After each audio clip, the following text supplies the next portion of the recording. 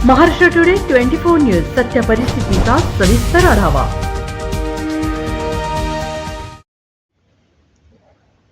पुलियाची समस्या सोडवली जाणार या आश्वासनानंतर उपोषण मागे, बांधकाम उपविभागीय अभियंता यांनी दिली उपोषण स्थळाला भेट।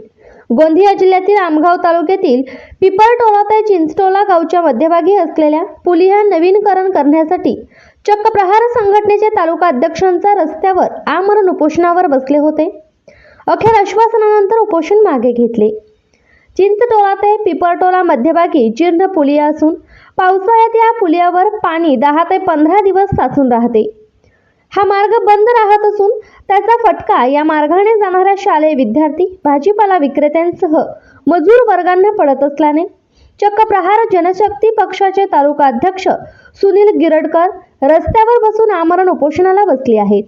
अखेर आज उपोषण स्थळाला सार्वजनिक बांधकाम विभागाचे उपविभागीय अभियंता दमाहे सर, प्रहार जनशक्ती पक्षाचे जिल्हाध्यक्ष महेंद्र भांडारकर यांनी भेट दिली। सार्वजनिक बांधकाम उपविभाग अभियंता पुलिया समस्या सोडवली जाणार असे आश्वासन देऊन पुलिया संबंधित माहिती विभागाला देण्यात येईल। पुलियावरील समस्यांचे निराकरण करण्यात येईल। या आश्वासनानंतर उपोषणकर्त्यांना सरबत पाजून उपोषण मागे घेण्यात आले। महाराष्ट्र टुडे न्यूज साठी अमरदीप बडगे, गोंदिया प्रतिनिधी। लवकरात लवकर टाकू आणि येणारा जो हिवाळी अधिवेशन आहे त्या अधिवेशनामध्ये तो आपण बजेट सादर करून हा पूल तातडीने बनवण्याचा प्रयत्न करू। तसेच आम्हाला प्रहार संघटनेचे जिल्हा प्रमुख महेंद्रजी भांडारकर यांनी सुद्धा आम्हाला असे आश्वासित केलं की बच्चूभाऊ कडू यांच्या नेतृत्वामध्ये आम्ही जेवढ्या लवकर ह्या पुलाचे निर्माण करता येईल, ह्या पुलाची उंची वाढवता येईल तेवढ्या लवकर आम्ही प्रयत्न करू। आणि जे ठराविक जे 7-8 गाव आहेत त्या 7-8 गावाचे जे काही आम्हाला दस्तावेज लागतील ते दस्तावेज पुरवण्याचा थोडा कष्ट कराल अशी त्यांनी विनंती केली आहे। त्यांच्या आश्वासनावर आम्ही आजच्या जो 3ऱ्या दिवसचा जो आंदोलन सुरू आहे तो आंदोलन आम्ही पाणी पिऊन तो इथंच आपण मागे घेत आहोत। आणि जर येत्या काही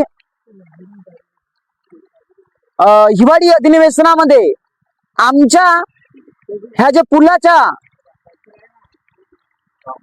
नवीन बांधण्यासाठी जे काही बजेट सादर झाले नाही हिवाळी अधिवेशनामध्ये, तर मी आजच मीडियाच्या मार्फत सांगतो की जर हिवाळी अधिवेशनामध्ये जर आमच्या पुलाचा बजेट सादर झाला नाही आणि पूल निर्मितीसाठी आम्हाला कोणतेही दस्तावेज मिळाले नाही, वर्क ऑर्डर मिळाले नाही, तर हिवाळी अधिवेशनाच्या लगेच आम्ही ह्या पुलाच्या खाली जो वाघ नदी आणि कुवाडास नाल्याच्या मधामध्ये जो आहे तिथं मी स्वतः प्रहार संघटना तालुका प्रमुख इथं जल समाधी घेईन, हे मी अशी सर्व गावकऱ्यांना असे आश्वासन देतो।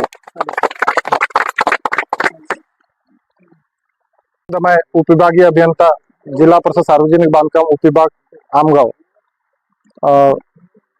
सदर हे जे सुनीलभाऊ गिरटकर यांनी जे सांगवी चिंचटोला पिपळटोला मधातला जे रस्ता आपला रस्त्यावरती जे ब्रिज आहे ते उंची वाढवण्याकरिता व नवीन बांधकाम करिता जे आंदोलन केले होते त्या निमित्त इथे भेट दिली असता सदर हा रस्ता आपला जिल्हा परिषद अधीनस्थ असून हा ग्रामीण मार्ग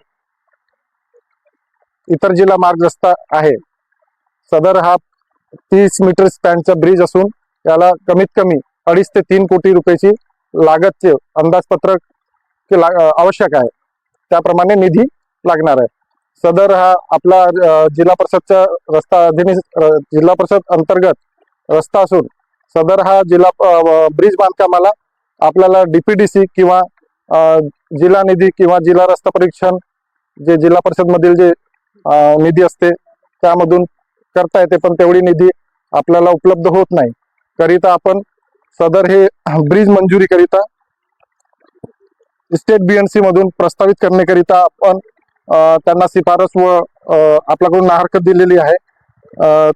संबंधित जे विभाग आहे स्टेट बीएनसी यांनी 2024-25च्या बजेटमध्ये सदर रस्ता 2.5 कोटीच्या प्रस्तावित सुद्धा केलं होतं, परंतु असू शकते काही तांत्रिक अडचणामुळे सदर ब्रिज हा मंजूर झालेला आहे. तरी पण आता पुढं जे हिवाळी अधिवेशन मध्ये जे बजेट प्लेट बनणार त्यामध्ये संबंधित जे विभाग आहे स्टेट बीएमसी यांना आम्ही विनंती करू व त्यांना सांगू की सदर हा रस्त्यावर ब्रिज बांधकाम करण्याकरिता बजेट प्लेट सादर करावी व त्याचप्रमाणे इथले जे लोकप्रतिनिधी आहेत जनप्रतिनिधी आहेत त्यांना सुद्धा मंत्रालय स्तरावर पाठपुरावा करण्याकरिता आम्ही डिपार्टमेंटली सुद्धा विनंती करू. काय सांगा सर, रोड आता सध्याच्या पोझिशनमध्ये पूर्णपणे उद्ध्वस्त झालेला आहे, याच्याबद्दल काय सांगा? सध्या आता म्हणजे जे तुटलेलं आहे. आजच महाराष्ट्र टुडे 24 न्यूजला सबस्क्राईब करा आणि सत्य परिस्थितीचा सविस्तर आढावा पहा.